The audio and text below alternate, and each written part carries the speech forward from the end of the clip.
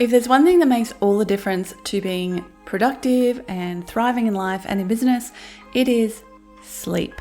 I don't know about you, but I need a good 8-9 hours a night in order to function as a normal human being. And I have definitely had my issues with sleep over the years. So I've learned a lot about it, and today I want to share 10 things that you can do to improve your sleep if this is something that you have been struggling with.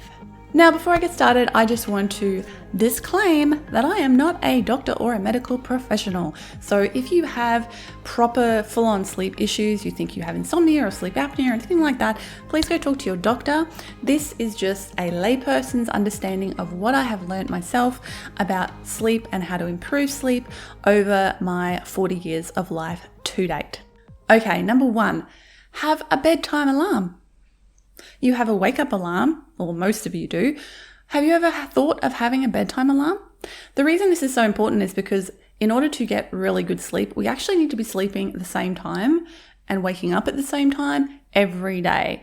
Now, for someone like me who works from home and makes my own hours, this is pretty easy, even though sometimes I'll be up a bit late reading a book and that might mess with my sleep cycle a little bit, but that's totally my own fault. But generally speaking, if you struggle to get to bed on time because you get distracted or you're watching TV or something, have a bedtime alarm. Set it like half an hour before you need to be in bed trying to fall asleep, because then that gives you time to do all your nighttime routine, whether you have a shower, brush your teeth, whatever it is you do, it gives you that warning. The important thing here is not to ignore it and kind of go, oh yeah, I'll get around to that. Do it, and do it for a period of time and see how it works for you. You might find that it gets you to bed at that time that you really need to be there, so you get that full 7.5 to 9 hours sleep at night. Oh, and that's a tip for you. If you don't know already, you sleep in 90-minute cycles. So you want to make sure that whatever you set up, your bedtime and your wake up time, make sure to set it for either 7.5 or a 9-hour cycle so that you get those full 90-minute cycles and you're not waking yourself up in the middle of a sleep cycle with your alarm every single morning, because then you will feel like hell when you wake up, because you're waking up in the middle of deep sleep or REM sleep and your brain is not ready to be awake if you wake up from those particular types of sleep. Number 2, wear earplugs and an eye mask to bed. I fought against this for the longest amount of time because I live in the country. It's really quiet here. Well, apart from all of the nature noises and my cats fighting in the hallway in the middle of the night, and you get the picture. My husband's been wearing earplugs since he met me, because I'll let you in on a little secret, I snore. So in order for him to get a good night's sleep, he has to wear earplugs, or otherwise I'm snoring in his ear all night.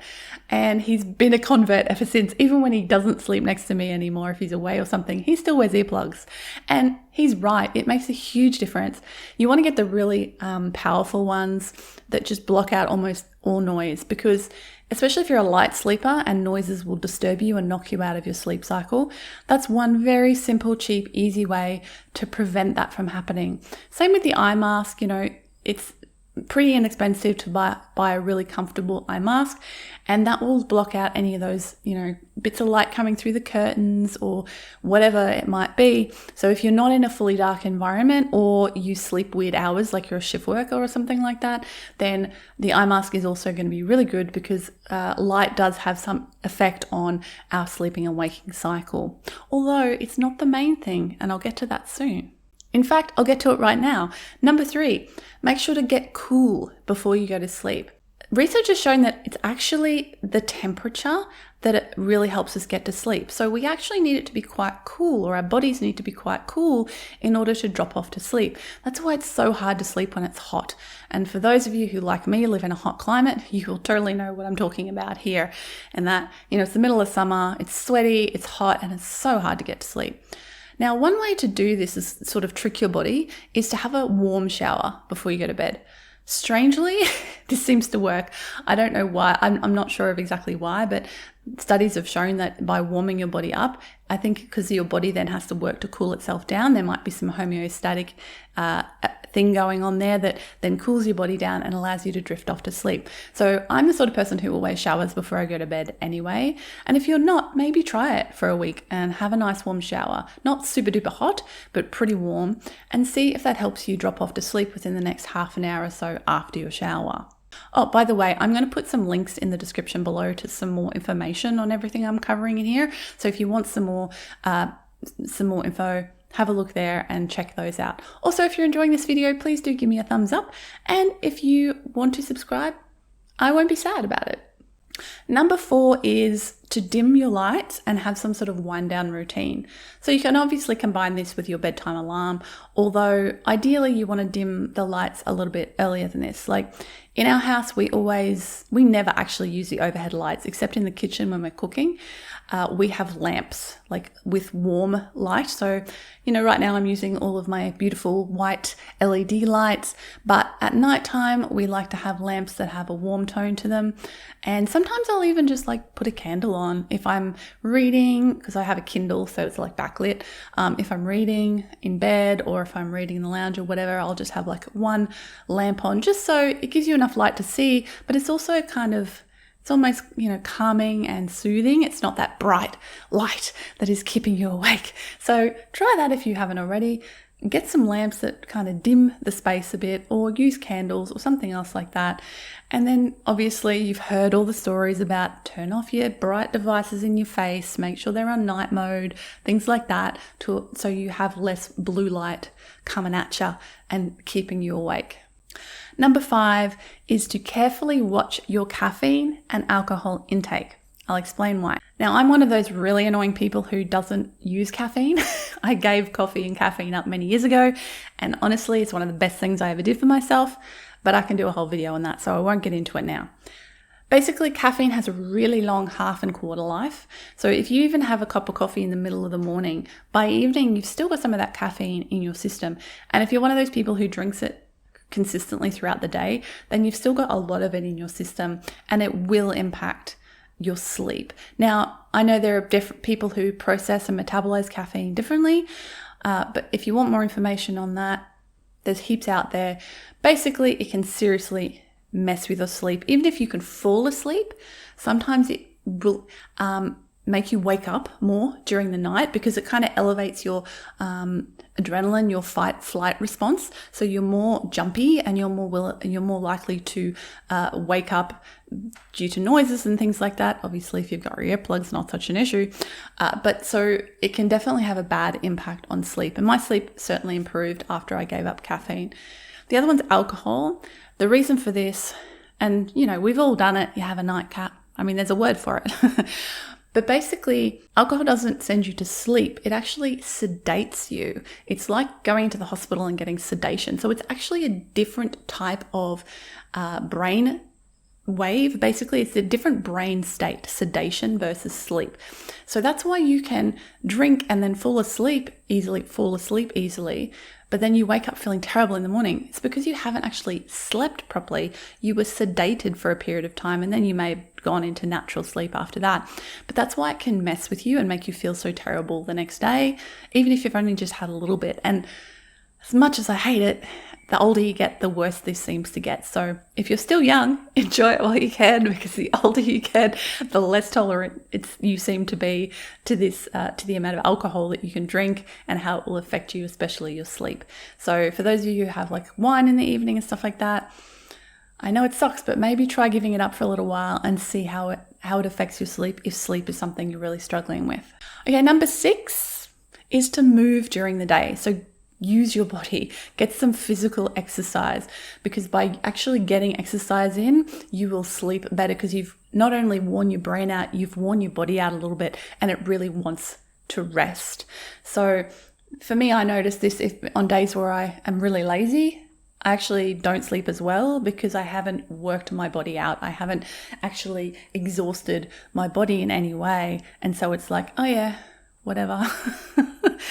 Whereas if I have a good workout that day, I'll definitely sleep better that night. So Exercise is a really great tool in your arsenal when it comes to sleeping better. Just don't do it too close to bedtime because you'll elevate everything a little bit too much. Try to do it a few hours at least before you need to go to sleep. Number 7 is don't nap too much. Now, there's nothing wrong with napping per se, but the problem comes when you sleep too long during a nap. Have you ever had that experience where you've gone for a nap and then you end up feeling worse when you wake up than actually when you went down for the nap?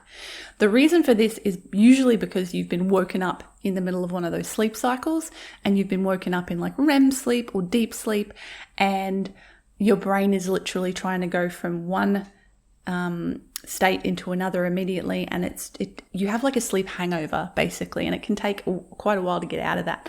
So the trickiest here is to, when you nap, try not to nap more than about 20 minutes, because that's usually when you're in a sort of light sleep, and you can come back out of that pretty easily and not have that horrible sleep hangover. If you just nap for that short period, you'll probably wake up feeling quite refreshed. So maybe set an alarm or something like that if you are going to lie down for a nap for like half an hour, because it'll probably take you a little bit of time to actually fall asleep. And that way you can make sure that you're not getting that horrible nap hangover that you often have if you nap too long. Number 8, if you're female, be aware of your menstrual cycle. Your sleep is affected by what stage you are in your cycle. I didn't realize this until like a few years ago, and it's another one of those things where you're like, why didn't somebody teach me about this when I was younger? So in the last week of your cycle, especially the last few days before your period, you'll probably find you sleep worse. Like, it's harder to get to sleep, it's harder to stay to sleep, and it's affected by your hormone levels. Okay, so if that is what's happening and you notice that on a monthly basis, don't freak out too much about it. It's just kind of natural and normal for that to happen, but just be aware that it's going to happen and maybe plan for it. Like, give yourself a bit more of time to sleep than you normally do. Make sure you're doing all the right things. Maybe, like I said, abstaining a little bit more from alcohol and caffeine during this period. And that way, hopefully you'll be able to sleep better during that worst part of your cycle where you're just naturally not sleeping as well. Number 9 is watch what you're eating. So there's a few things that are going to affect you here, like eating too much sugar close to bedtime. That's kind of a no-brainer, right? Eating too close to bedtime, so you're too full and you feel uncomfortable and you haven't digested yet. I'm one of those people who eats like an old person, as all my friends tell me. We have dinner at like 5 p.m., 5:30 p.m., and we go to bed at like 9:30. So we've eaten many hours before we go to sleep. Now, sometimes I might have a light snack, a supper, just before, half an hour to an hour before I go to sleep, just so I'm not going to sleep hungry at all. But that's something like a little bowl of yogurt or a Milo or something like that. Like, it's something small that is not filling me up. It's not making me overfull, and it's not going to cause any reflux or any issues when I lie down, because that's another thing I have suffered from in the past. And if you have suffered from it, you'll know how annoying it is and how painful it can be. So you want to make sure that you're not eating anything that's going to detrimentally affect your ability to fall asleep comfortably. Another thing here is, if you happen to be in a calorie deficit for whatever reason, you're probably going to find you're not sleeping as well. I definitely find this over the last few years. I've lost quite a bit of weight and got a lot healthier. And through some of those periods when I've been in a calorie deficit, I've definitely found it a little bit harder to get to sleep at night and to stay asleep because of hunger during the night, but also just because your body is usually in a slightly more stressed state when you're in a calorie deficit, because it's an unnatural state and your body's like, hello, I need more food or I'm going to waste away. So if you're finding that is happening as well, just look into that and be aware that that's a potentiality. If you are going through a dieting phase, that you may find it a little bit more difficult to sleep than normal. And the 10th thing is, most scientists who study sleep advise, if you are tossing and turning and you can't get to sleep, get up, go somewhere else until you start feeling sleepy. So get up, go read in another room or do something somewhere else, so that your bed is kind of not associated with that horrible insomnia type feeling, that you're like, oh, I'm awake now, I may as well go do something. Now, I'll be honest, I don't often do this. What I tend to do when this happens is I'll read in bed. So I'll get my Kindle and I'll just read until I start feeling sleepy again. Or I might listen to something, like That's, I think, better in a way because you're not using your eyes, so you're not getting light in your eyes. I'll often listen to like a meditation or an ASMR video or a sleep story or something like that. I actually have an ASMR channel. If you're into that sort of thing, I'll put the link below. So that has helped me sleep for years. Another great thing is a yoga nidra meditation. So this is like a full body sort of relaxation meditation, and there's heaps of other ones as well. Anything like that will, sort of keep your mind a little bit engaged, so you're not just lying there thinking, I can't get to sleep. I can't get to sleep. Why can't I get to sleep? When am I going to get to sleep? Because that's just going to stress you out even more and you're just going to ruminate and that'll keep you awake, right? So you want to do something that's going to distract you from those thoughts. So reading, getting up, doing a jigsaw puzzle, listening to something relaxing, and then you'll probably find that you will drift off when your body is ready. And that's my 10 tips for better sleep. The things that I have tried, that I've seen in the research that I've been studying, that have worked for me and worked for other people. I hope they help. I hope this helps. If sleep is something that you've struggled with, there are some great resources out there. As I said, I'll put some in the description. Thank you so much for watching. I'll be back again soon with another video about having a thriving and profitable handmade business and a happy and healthy work from home lifestyle. My name's Jess Van Den. I'll catch you next time. Bye for now.